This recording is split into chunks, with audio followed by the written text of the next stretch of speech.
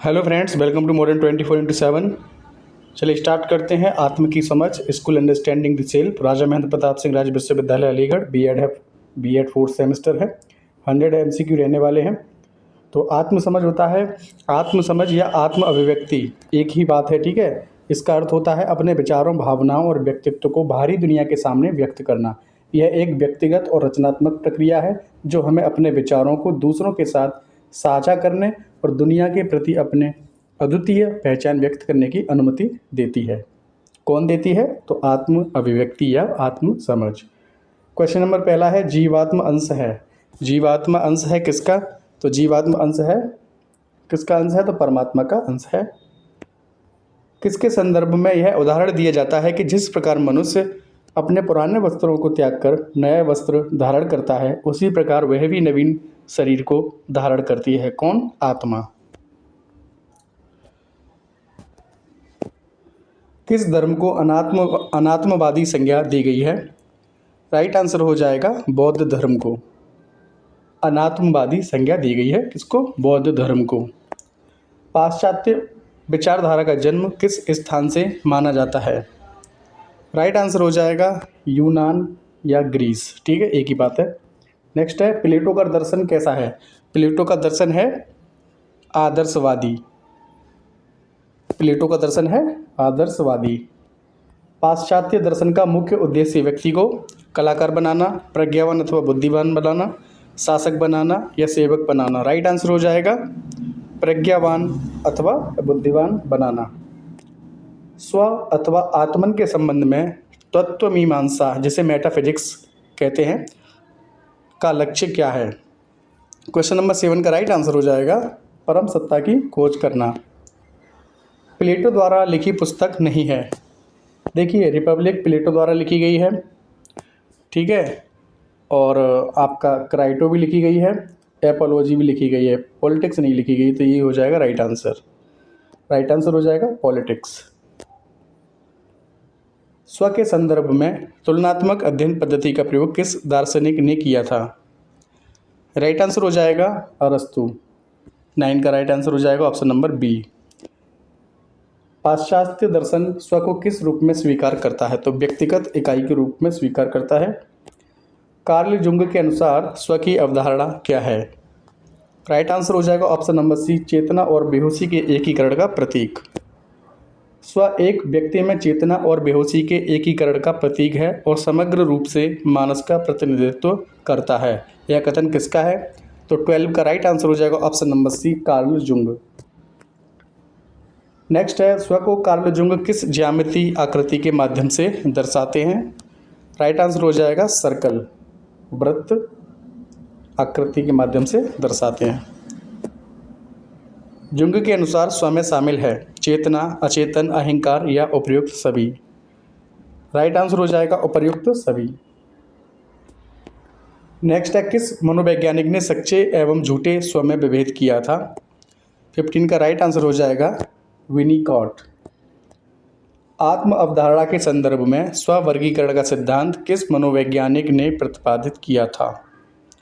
16 का right answer हो जाएगा ऑप्शन नंबर ए, जॉन टर्नर। नेक्स्ट है, जॉन टर्नर ने आत्म अवधारणा के कितने स्तर दिए हैं? तो व्यक्तिगत पहचान और सामाजिक पहचान, ये दोनों ही हो जाएंगे राइट आंसर। किस व्यक्ति का आत्म मूल्यांकन स्वयं की धारणाओं और दूसरे उन्हें कैसे समझते हैं दोनों पर निर्भर करता है? यह कथन किसने दिया है? तो यह कथन दिया है जॉन टर्नर ने। नेक्स्ट है, लैटिन भाषा में वाक्य कागिटो एर्गोम सम का हिंदी में भाव अर्थ क्या है? भावार्थ पूछा है इसका, कागिटो एर्गोम सम। तो लैटिन भाषा का वाक्य है ये, जिसका अर्थ होता है मुझे लगता है इसीलिए मैं हूँ। डिस्कोर्स ऑन द मेथड ये पुस्तक है। इस पुस्तक के लेखक कौन है? तो इस पुस्तक के लेखक हैं रेने देकार्ते। नेक्स्ट है question number 21, discourse on the method पुस्तक कब प्रकाशित हुई? तो ये प्रकाशित हुई थी सन 1637 ईस्वी में। आधुनिक दर्शन का पिता किस दर्शन शास्त्री को कहा जाता है? राइट आंसर हो जाएगा रेने देकार्ते। स्वयं की पहचान के संदर्भ में बुद्धिवादी मानते हैं कि बुद्धि हमेशा स्व की अवधारणा हेतु रहती है। राइट आंसर हो जाएगा ऑप्शन नंबर सी। कैसी रहती है? सक्रिय रहती है। बुद्धि हमेशा स्व की अवधारणा हेतु सक्रिय रहती है। बंडल सिद्धांत किस दार्शनिक से संबंधित है? बंडल सिद्धांत संबंधित है डेविड ह्यूम से। बंडल सिद्धांत की विशेषता क्या है? राइट आंसर हो जाएगा किसी वस्तु में उसके गुण होते हैं। ये बंडल सिद्धांत की विशेषता है। मानवीय विफलता का एक ही कारण है और वह है मनुष्य की अपने सच्चे स्वरूप में विश्वास की कमी। यह क्वेश्चन किस दार्शनिक का है? 26 का राइट आंसर हो जाएगा option number C, William James. Philosophy शब्द का शाब्दिक अर्थ क्या है? 27 का राइट आंसर हो जाएगा बुद्धि से प्रेम या ज्ञान से प्रेम। बुद्धि और ज्ञान एक ही बात है, ठीक है। ज्ञान से प्रेम या बुद्धि से प्रेम। कार्ल रोजर्स के अनुसार आत्म अवधारणा के घटक कौन कौन से हैं? 28 का राइट आंसर हो जाएगा आदर्श स्व, स्वछवि, आत्मसम्मान, उपयुक्त सभी हो जाएंगे राइट आंसर।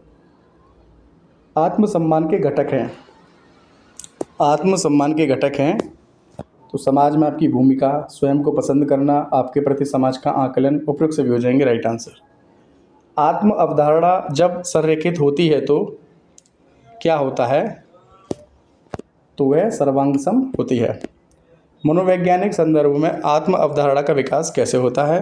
31 का राइट आंसर हो जाएगा स्वयं के साथ आंतरिक द्वंद्व से और दूसरों के साथ बातचीत से। आ और बा दोनों ही हो जाएंगे राइट आंसर। आत्म अवधारणा की प्रकृति कैसी है? 32 का राइट आंसर हो जाएगा परिवर्तनशील। आत्म अवधारणा की प्रकृति है परिवर्तनशील।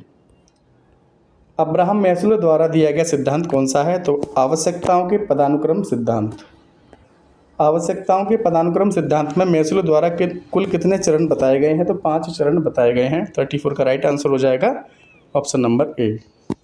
यदि कोई व्यक्ति कहता है कि मैं बुद्धिमान हूँ या मैं मोटा हूँ, कार्ल रोजर्स के आत्म अवधारणा सिद्धांत में इसे कहा जाता है, क्या कहा जाता है? तो इसे कहा जाता है आत्म छवि। आत्म छवि व्यक्ति के अंदर उन मनोशारीरिक गुणों का गत्यात्मक संगठन है जो वातावरण के साथ उसका अनूठा समायोजन स्थापित करते हैं। यह कथन किसका है? तो यह कथन है ऑलपोर्ट का। व्यक्तित्व गुणों का समन्वित रूप है। यह परिभाषा किसकी है? तो यह परिभाषा है गिलफोर्ड की। स्व के विकास में जैविकीय कारक हैं, कौन कौन से हैं? तो राइट आंसर हो जाएगा वंशानुक्रम। वंशानुक्रम स्व के विकास में जैविकीय कारक है। स्व के विकास में पर्यावरणीय कारक हैं। 39 का राइट आंसर हो जाएगा परिवार, पास पड़ोस, सामाजिक परिवेश, उपयुक्त सभी हो जाएंगे राइट आंसर। क्वेश्चन नंबर 40 है स्व के विकास में जैविकीय कारक नहीं है। 40 का राइट आंसर हो जाएगा ऑप्शन नंबर डी, इंटरेस्ट या रुचि। बाकी पैतृक गुण, बुद्धि, परिपक्वता ये जैविक कारक है, ठीक है। रुचि जैविक कारक नहीं है स्व के विकास में। 41 है आत्म अवधारणा के संदर्भ में संवेगों पर नियंत्रण किस बुद्धि के प्रकार द्वारा संभव है? 41 का राइट आंसर हो जाएगा ऑप्शन नंबर बी, संवेगात्मक बुद्धि। सामाजिक दृष्टिकोण से स्व को 3 भागों में किस मनोवैज्ञानिक ने विभाजित किया है? राइट आंसर हो जाएगा Karl Jung. Carl Gustaf Jung द्वारा, इनका पूरा नाम है कार्ल जुंग का, कार्ल गुस्ताफ जुंग द्वारा स्व का वर्गीकरण सामाजिक अंतःक्रिया के आधार पर किया गया। 43 का राइट आंसर हो जाएगा अंतर्मुखी, बहिर्मुखी एवं उभयमुखी। व्यक्तित्व के प्रथम व्यापक सिद्धांत के रचनाकार कौन थे? 44 का राइट आंसर हो जाएगा option number A, Sigmund Freud. Next है 45, स्व को सिगमंड फ्रायड ने किस सिद्धांत से स्पष्ट किया था? 45 का राइट आंसर हो जाएगा ऑप्शन नंबर बी, मनोविश्लेषणात्मक सिद्धांत। व्यक्तित्व के मनोविश्लेषणात्मक सिद्धांत के मुख्य संप्रत्यय हैं। 46 का राइट आंसर हो जाएगा ऑप्शन नंबर डी, आ और बा दोनों, यानी चेतन, अर्धचेतन और अचेतन, और इदम, अहम और पर अहम। फ्रायड ने किस प्रत्यय को नैतिक विकास के दृष्टिकोण से महत्वपूर्ण माना है? 47 का राइट आंसर हो जाएगा ऑप्शन नंबर सी, अचेतन। स्व के विकास के संदर्भ में अर्धचेतन का कार्य है। क्या कार्य है? तो चेतन और अचेतन के मध्य पुल बनाना या सेतु बनाना। नेक्स्ट है क्वेश्चन नंबर 45। सिगमंड फ्राइड ने स्व की संरचना के संदर्भ में किन घटकों को महत्व दिया है? 49 का राइट आंसर हो जाएगा ऑप्शन नंबर डी, इदम, अहम, पर अहम और उपयुक्त सभी। अब इनको समझ लेते हैं। इदम क्या होता है, अहम क्या होता है और पर अहम क्या होता है। इदम बोले तो इड, इदम बोले तो आईडी, इड यह मन का सबसे आदिम और अचेतन हिस्सा है। यह बुनियादी जैविक इच्छाओं और आवेगों से संचालित होता है, जैसे कि भोजन, सेक्स और सुरक्षा। इदम बिना किसी नैतिक या सामाजिक मानदंडों के तुरंत संतुष्टि प्राप्त करने का प्रयास करता है, यानी कि इसको संतुष्टि तुरंत चाहिए। भोजन, सेक्स, सुरक्षा जो भी इसे है तुरंत चाहिए, ठीक है। अहम ये होता है ईगो। यह मन का वह हिस्सा है जो इदम और पर अहम के बीच संतुलन बनाने का प्रयास करता है, यानी कि परा अहम, इदम और परा अहम के बीच ये अहम क्या करता है, इन दोनों के बीच संतुलन बनाने का प्रयास करता है। कौन? अहम, ईगो। यह वास्तविकता के आधार पर निर्णय लेता है और इदम की इच्छाओं को संतुष्ट करने के लिए यथार्थवादी तरीकों को खोजता है। अहम चेतन और अचेतन मन दोनों में कार्य करता है, चेतन में भी कार्य करता है और अचेतन में भी कार्य करता है। अब आ जाइए पर अहम पे। परा अहम यानी सुपर ईगो, यह मन का नैतिक हिस्सा है। यह सामाजिक मानदंडों और मूल्यों को प्रतिबिंबित करता है और अहम को मार्गदर्शन प्रदान करता है, यानी इसको क्या करता है, मार्गदर्शन प्रदान करता है। परा अहम अचेतन और चेतन मन दोनों में कार्य करता है और इदम की इच्छाओं को नियंत्रित करने का प्रयास करता है। जो इदम है ना, इसकी जो इच्छाएं हैं उनको कंट्रोल करने का प्रयास करता है, ठीक है। जैसे कि भोजन, सेक्स और सुरक्षा ये तुरंत पाना चाहता है इदम, लेकिन परा अहम क्या करता है, इन इच्छाओं को नियंत्रित करने का प्रयास करता है, ठीक है। स्व के विकास में मनुष्य की जन्मजाति प्रकृति होती है। 50 का राइट आंसर हो जाएगा इदम। स्व के विकास में मनुष्य, यहाँ जो इदम होता है ना, ये जन्मजात होता है, ठीक है। नेक्स्ट है सामाजिक मान्यताओं, संस्कारों एवं आदर्शों को स्व के विकास में संबंधित करा है। 51 का राइट आंसर हो जाएगा परा अहम ने, ठीक है, परा अहम ने संबंधित करता है, ठीक है, करा नहीं होगा, करता है। अहम के दुर्बल तथा निष्क्रिय होने पर स्व का विकास कैसा होगा? 52 का राइट आंसर हो जाएगा कुछ समायोजित होगा और खंडित होगा। फ्राइड ने यौन मूल प्रवृत्तियों के ऊर्जा बल को क्या कहकर संबोधित किया है? 53 का राइट आंसर हो जाएगा option number B, libido. Freud ने अपने स्व व्यक्तित्व विकास में लिबिडो अर्थात लैंगिक ऊर्जा को आधार मानते हुए कितनी मनोलैंगिक अवस्थाओं का उल्लेख किया है? 54 का राइट आंसर हो जाएगा 5 मनोलैंगिक अवस्थाओं का उल्लेख किया है लैंगिक ऊर्जा को आधार मानते हुए। कौन कौन सी हैं? देखिए यहाँ फ्राइड के मनोलैंगिक विकास के 5 चरण दिए हैं। सबसे पहले स्टेज होती है मौखिक अवस्था, जो कि जन्म से लेकर 1 वर्ष तक चलती है। इस चरण में आनंद का केंद्र मुख्य रूप से मुंह और चबाने से संबंधित होता है। दूसरा होता है गुदा अवस्था, जो कि 1 से 3 वर्ष चलती है। इस चरण में आनंद का केंद्र गुदा क्षेत्र से संबंधित होता है, जैसे कि मलत्याग और धारण। तीसरा होता है लिंग अवस्था, 3 से 6 वर्ष चलती है। इस चरण में आनंद का केंद्र जनन अंगों पर केंद्रित होता है और ओडिपस कॉम्प्लेक्स, यानी कि जो कि लड़कों में पाया जाता है, ओडिपस, और इलेक्ट्रा कॉम्प्लेक्स जो कि लड़कियों में होता है, जैसे महत्वपूर्ण संघर्ष होते रहते हैं। चौथा है सुप्तावस्था, जो कि 6 साल से लेकर यौवन तक चलता है। इस चरण में यौन ऊर्जा दबा दी जाती है और व्यक्ति का ध्यान सामाजिक और शैक्षिक गतियों पर केंद्रित होता है। पांचवा होता है जननांग अवस्था, यानी कि यौवन से लेकर मृत्यु काल तक। इस चरण में लिबिडो पुनः जागृत होता है और व्यक्ति यौन संबंध बनाने में रुचि रखता है, ठीक है। ये चरण आपसे पूछे जा सकते हैं, तो इनको देख लीजिएगा। मनोविश्लेषणात्मक सिद्धांत में मातृ मनोग्रंथि यानी ओडिपस कॉम्प्लेक्स विकसित होती है। किस में होती है? ओडिपस। 55 का आपका राइट आंसर हो जाएगा लड़कों में। ओडिपस कॉम्प्लेक्स लड़कों में एंड इलेक्ट्रा कॉम्प्लेक्स लड़कियों में होता है, ठीक है। देखिए इसके बारे में समझ लेते हैं, ओडिपस कॉम्प्लेक्स के बारे में। मनोविश्लेषणात्मक सिद्धांत में मातृ मनोग्रंथि यानी कि ओडिपस कॉम्प्लेक्स एक लड़के के अपनी माँ के प्रति यौन आकर्षण और अपने पिता के प्रति घृणा यानी ईर्ष्या और शत्रुता को संदर्भित करती है। यह आमतौर पर 3 से 6 साल की फालिक चरण के दौरान होता है। 3 से 6 वर्ष की जो एज होती है फालिक चरण, ठीक है, उसके दौरान होता है। ऑडिपस कॉम्प्लेक्स लड़के में पाया जाता है और लड़के ये होता है अपनी माँ के प्रति प्रेम, यानी कि अपने पिता के प्रति घृणा होती है, माँ के प्रति प्रेम होता है। इसी का अपोजिट होता है इलेक्ट्रा कॉम्प्लेक्स, जो कि लड़कियों में पाया जाता है, जो कि मैंने नीचे दिया है क्वेश्चन ये 56 है। फ्राइड के सिद्धांत में पितृ मनोग्रंथि के कारण बालिका का व्यवहार अपनी माँ के प्रति रहता है, कैसा रहता है, तो सकारात्मक रहता है। 56 ठीक है, इसका उल्टा ही होता है, ऑडिपस का उल्टा होता है इलेक्ट्रा, ठीक है, सकारात्मक 56 1 मिनट गलत हो गया। 56 का आपका राइट आंसर हो जाएगा नकारात्मक रहता है। पितृ मनोग्रंथि के कारण बालिका के व्यवहार अपनी माँ के प्रति रहता है, हाँ माँ के प्रति, हाँ उल्टा होता है ना, तो माँ के प्रति इसमें क्या होता है, लड़की माँ से घृणा करेगी, अपने फादर होंगे उनसे प्रेम करेगी, ठीक है। फ्राइड के अनुसार, फ्राइड सिद्धांत के अनुसार इसमें देखिए पितृ मनोग्रंथि बोलते हैं इसे इलेक्ट्रा कॉम्प्लेक्स इंग्लिश में, के कारण बालिका का व्यवहार अपनी माँ के प्रति नकारात्मक रहता है, ठीक है, और पिता के प्रति सकारात्मक होता है, ठीक है। माँ के प्रति नकारात्मक रहता है, ना कि सकारात्मक, लेकिन पिता के जो प्रति होता है वो सकारात्मक होता है।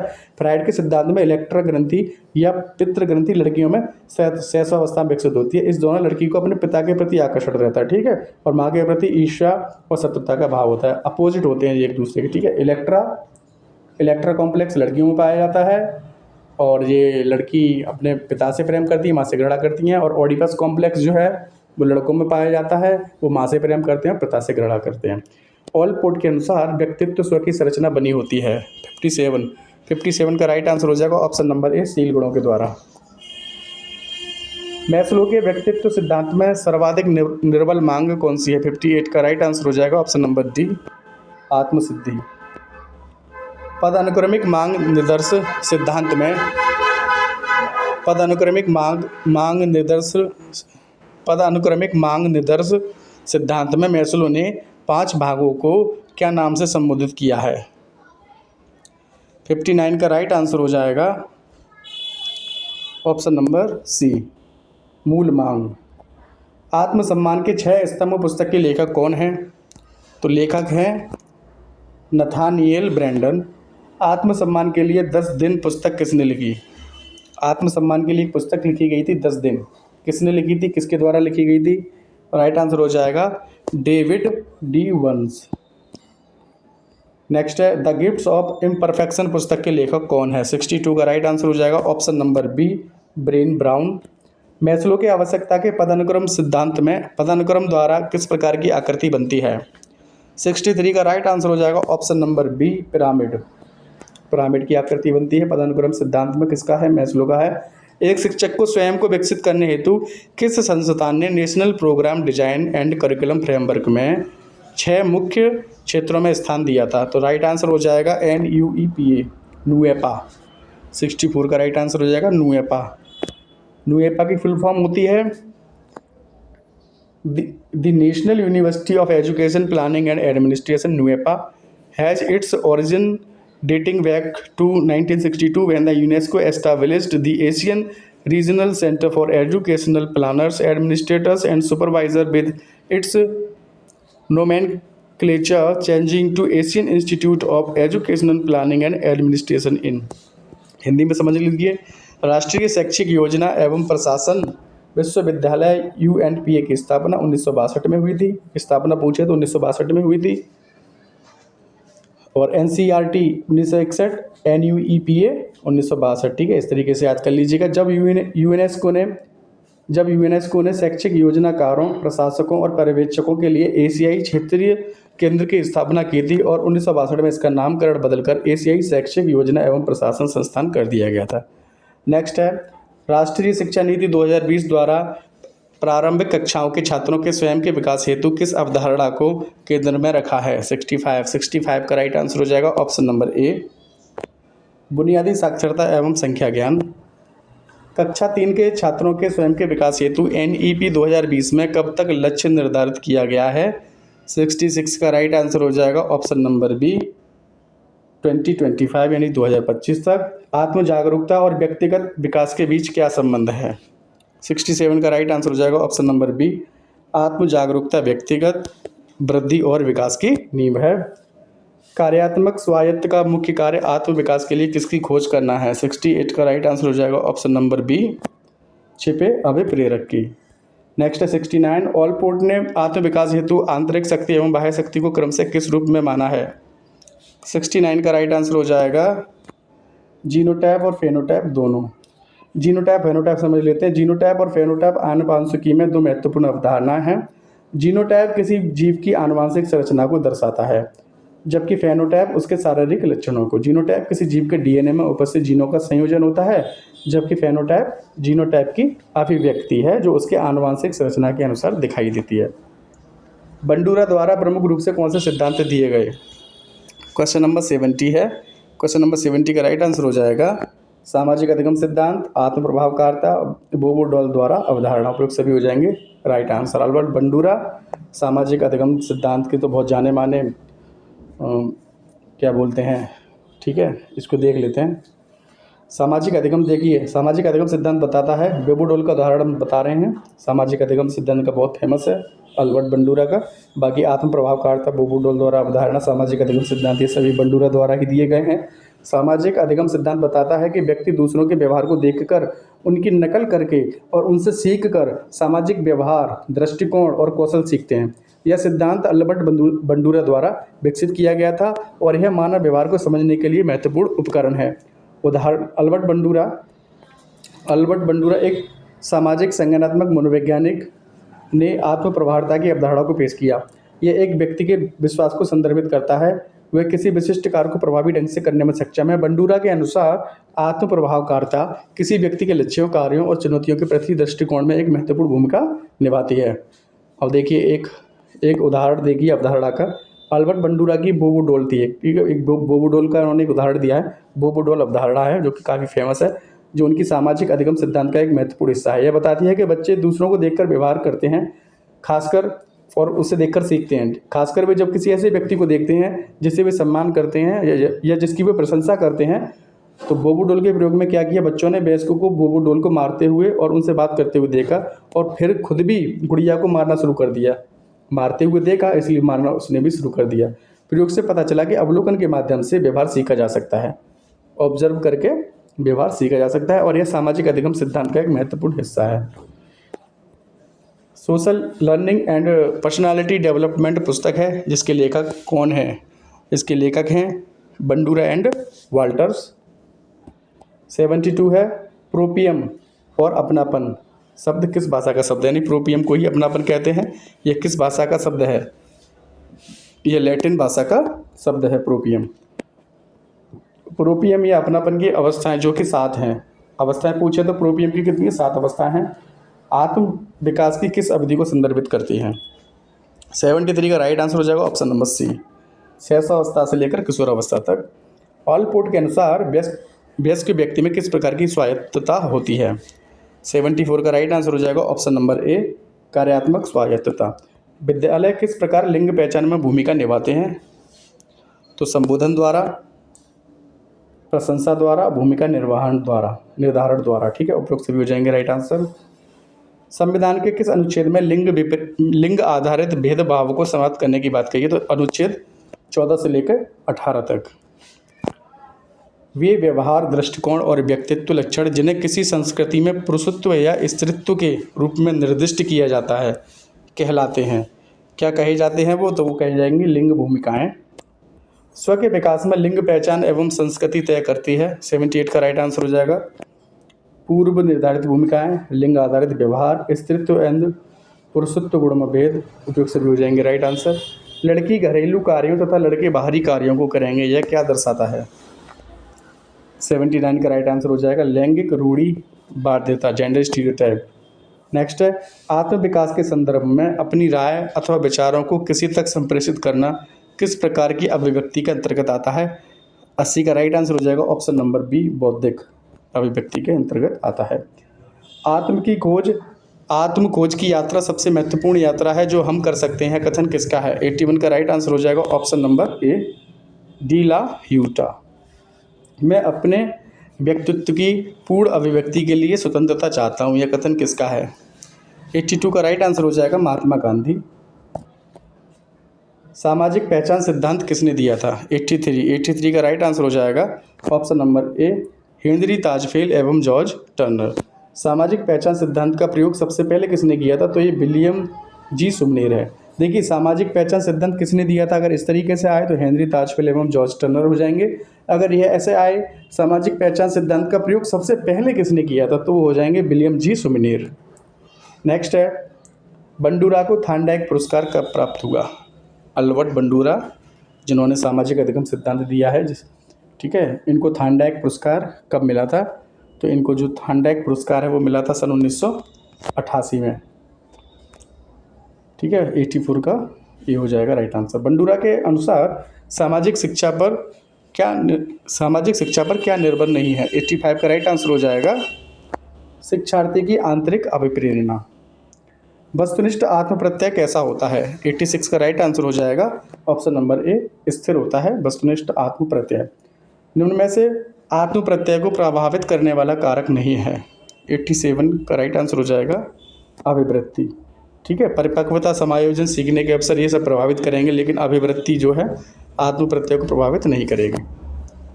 नेक्स्ट, आत्म प्रत्यय व्यक्ति के विचारों और अनुभवों से बनता है, यह किसने कहा? 88 का राइट आंसर हो जाएगा ऑप्शन नंबर ए, जर्सील्ड। नेक्स्ट है, आत्म प्रत्यय का संबंध समायोजन से होता है, यह किसने कहा है? 89 का राइट आंसर हो जाएगा ऑप्शन नंबर बी, बाइली ने कहा है। आकांक्षा स्तर और आत्म प्रत्यय में ऋणात्मक संबंध होता है, किसने कहा है? तो यह कहा है मरगोरी ने। माइंड, सेल्फ एवं सोसाइटी, जो कि 1934 में लिखी गई पुस्तक है, किस लेखक के द्वारा लिखी गई है? ठीक है, 2 क्वेश्चन आपके बन जाएंगे यहाँ से। एक, माइंड, सेल्फ एवं सोसाइटी कब लिखी गई? तो 1934 में। और किस लेखक के द्वारा लिखी गई वो मैं आपको बता ही रहा हूँ। तो राइट आंसर हो जाएगा जॉर्ज हर्बर्ट मीड ने लिखी है पुस्तक। नेक्स्ट है, थ्योरी ऑफ सेल्फ का प्रतिपादन किसने किया था? 92 का राइट आंसर हो जाएगा ऑप्शन नंबर सी, मीड। सामाजिक अंतःक्रियावाद के जनक कौन थे? 93 का राइट आंसर हो जाएगा option number C, George Herbert Mead. मैं और मुझे का सिद्धांत भी इन्होंने ही दिया था, और दर्पण सिद्धांत है एक, वो दिया था C.H. कूले ने। हम सामाजिक प्राणी हैं, हम स्वभाव से आदिवासी हैं, हमारी की ओर आकर्षित होते हैं, उनकी ओर नहीं, यह कथन किसका है? 94 का राइट आंसर हो जाएगा option number B, David Myers. कक्षा में एक छात्र की आत्म अभिव्यक्ति को कौन से कारक प्रभावित करेंगे? 95 का राइट आंसर हो जाएगा, देखिए, शिक्षक का सत्तावादी व्यवहार, छात्र की असफलता, छात्र की शंका, ये सभी प्रभावित करेंगे आत्म अभिव्यक्ति को छात्र की। ठीक है, आत्म अभिव्यक्ति को कौन सा कारक प्रभावित नहीं करेगा? 96, देखिए, रूढ़िगत व्यवहार, ठीक है, ये प्रभावित करेगा, लिंग भी प्रभावित करेगा, पूर्वाग्रह भी प्रभावित करेगा, लेकिन समानता प्रभावित नहीं करेगी। ठीक है, तो राइट आंसर हो जाएगा समानता। समानता प्रभावित नहीं करेगी, समानता प्रभावित नहीं करेगी आत्म अभिव्यक्ति को। ठीक है, नेक्स्ट है, एक शिक्षक अपनी समावेशी कक्षा में भाषाई विभिन्नता वाले छात्र के संबंध में क्या दृष्टिकोण बनाएगा? 97 का राइट आंसर हो जाएगा भाषा विविधता का उत्सव मनाएगा। ठीक है, भाषा की कक्षा में आत्म अभिव्यक्ति का सरल साधन है, तो मातृभाषा हो जाएगा राइट आंसर। नेक्स्ट है, आत्म अभिव्यक्ति को प्रभावित करने वाले मनोवैज्ञानिक कारण हैं संवेग, इमोशन। नेक्स्ट और लास्ट है, आत्म अभिव्यक्ति को कौन सा मन संवेग सर्वाधिक प्रभावित करता है? तो राइट आंसर हो जाएगा भय। सर्वाधिक प्रभावित करता है डर होगा तो आप अपने इमोशन व्यक्त नहीं कर सकते हैं। ठीक है, थैंक्स फॉर वॉचिंग, मिलते हैं नेक्स्ट वीडियो में। इसका एक ही पार्ट आएगा, ठीक है, और इसके बाद इसके प्रीवियस ईयर के क्वेश्चन पेपर कराएंगे। ठीक है, जो आपका इसका बैक ईयर का जो पेपर आया था 2024 में, जो पेपर आया था उसका भी करेंगे, उसको दोबारा से सॉल्व करेंगे। पहले तो वीडियो डाल चुका हूँ मैं, लेकिन अब 100% आंसर की के साथ उसको करा देंगे। उसको आप देखकर जरूर जाइएगा, उसमें से काफ़ी क्वेश्चन फंसेंगे। असेसमेंट फॉर लर्निंग का मैंने प्रीवियस ईयर का क्वेश्चन पेपर करा ही दिया है। इसके बाद आपका एक रह जाता है क्रिएटिंग एन इंक्लूसिव स्कूल, समावेशी विद्यालय का सृजन, उसका भी प्रीवियस ईयर का क्वेश्चन पेपर कराएंगे। ठीक है, थैंक्स फॉर वॉचिंग, मिलते हैं नेक्स्ट वीडियो में। सब्सक्राइब नहीं किया तो सब्सक्राइब कर लीजिए। Good night.